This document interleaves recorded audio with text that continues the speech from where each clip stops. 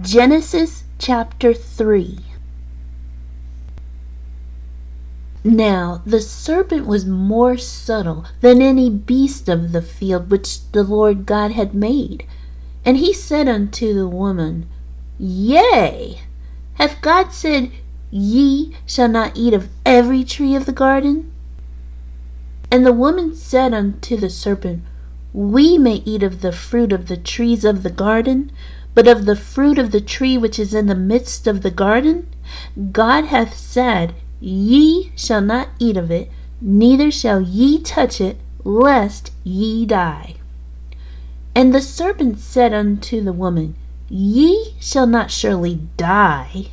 For God doth know that in the day ye eat thereof, then your eyes shall be opened, and ye shall be as gods, knowing good and evil. And when the woman saw that the tree was good for food, and that it was pleasant to the eyes, and a tree to be desired to make one wise, she took of the fruit thereof, and did eat, and gave also unto her husband with her, and he did eat. And the eyes of them both were opened, and they knew that they were naked, and they sewed fig leaves together, and made themselves aprons. And they heard the voice of the Lord God walking in the garden in the cool of the day. And Adam and his wife hid themselves from the presence of the Lord God amongst the trees of the garden. And the Lord God called unto Adam, and said unto him, Where art thou? And he said, I heard thy voice in the garden, and I was afraid, because I was naked, and I hid myself. And he said, Who told thee that thou wast naked? Hast thou eaten of the tree, whereof I commanded thee that thou shouldest not eat? And the man said, The woman whom thou gavest to be with me, she gave me of the tree, and I did eat. And the Lord God said unto the woman, What is this that thou hast done?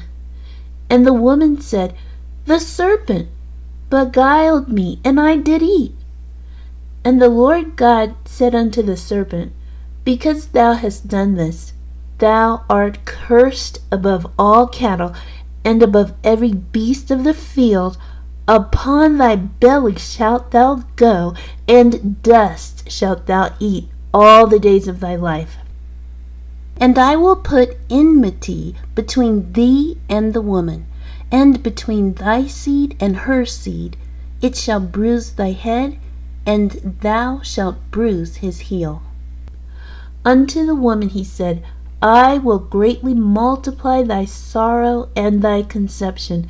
In sorrow thou shalt bring forth children, and thy desire shall be to thy husband, and he shall rule over thee.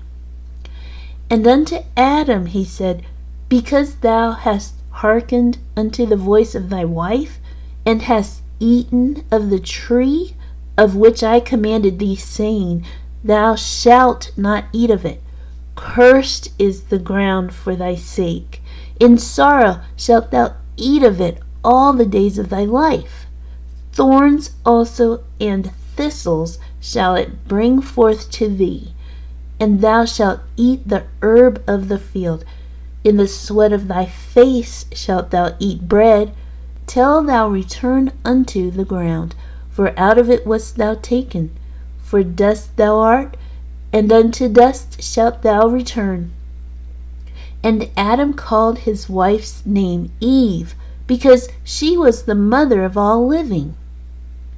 Unto Adam also and to his wife did the Lord God make coats of skins, and clothed them. And the Lord God said, Behold, the man is become as one of us, to know good and evil. And now, lest he put forth his hand, and take also of the tree of life, and eat, and live forever? Therefore the Lord God sent him forth from the Garden of Eden to till the ground from whence he was taken. So he drove out the man, and he placed at the east of the Garden of Eden cherubims, and a flaming sword which turned every way to keep the way of the tree of life.